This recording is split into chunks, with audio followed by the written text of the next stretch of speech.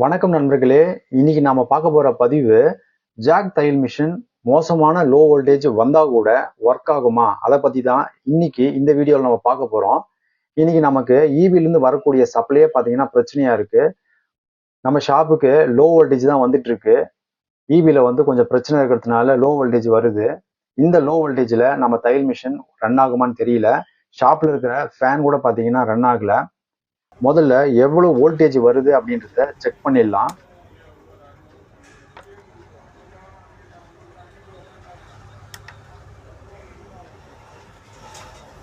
இப்ப பாத்தீங்கன்னா நமக்கு 130ல இருந்து 140 வோல்டேஜ் தான் வந்துட்டு இருக்கு.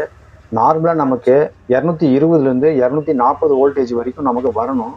ஆனா ஒரு மோசமான லோ வோல்டேஜ் தான் நமக்கு வந்துட்டு இருக்கு. 130 140 இந்த ரேஞ்சில் தான் நமக்கு பாத்தீங்கன்னா இப்ப சப்ளை வந்துட்டு இருக்கு. இந்த சப்ளைல நமக்கு மிஷின் நாம யூஸ் பண்ற இந்த ஜாக் தையல் மிஷின் ரன் ஆகுமான்னு தெரியல. இன்னைக்கு ஒர்க்கும் பார்த்தீங்கன்னா ரொம்ப அதிகமா இருக்கு. வாங்க மிஷின் எப்படி ரன் ஆகுது அப்படின்றத நம்ம இப்போ செக் பண்ணி பார்த்துடலாம். இப்போ பாருங்க, நம்ம இந்த லோ வோல்டேஜில் தான் நம்ம மிஷினை ரன் பண்றோம். நம்முடைய தையல் மிஷின் பார்த்தீங்கன்னா நார்மலாக தான் ஒர்க் ஆகுது.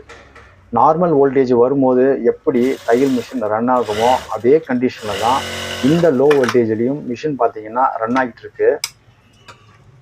வோல்டேஜ் பார்த்தீங்கன்னா 120 கூட பார்த்தீங்கன்னா சம்டைம் வருது. இந்த லோ வோல்டேஜ்லையும் பார்த்தீங்கன்னா தையல் மிஷினில் எந்த ஒரு வேறுபாடுமே தெரியல. மிஷின் பார்த்தீங்கன்னா நார்மலாகவே ரன் ஆகிட்டு இருக்கு. ஆட்டோ கட்டிங்கும் பார்த்தீங்கன்னா நல்லா தான் கட் ஆகுது.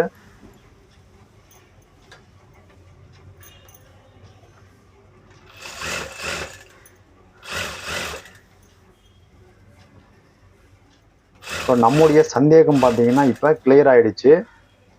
லோ வோல்டேஜ் வந்தாலுமே ஜாக் தையல் மிஷின் ரன் ஆகும் அப்படின்றத நாம இந்த வீடியோ மூலமா புரிஞ்சுக்கிட்டோம். ஃப்ரெண்ட்ஸ், இந்த வீடியோ உங்களுக்கு பிடிச்சிருந்தா லைக் பண்ணுங்க, ஷேர் பண்ணுங்க. மேலும் ஒரு அடுத்த நல்ல பதிவில் நான் உங்களை மீண்டும் சந்திக்கிறேன். நன்றி.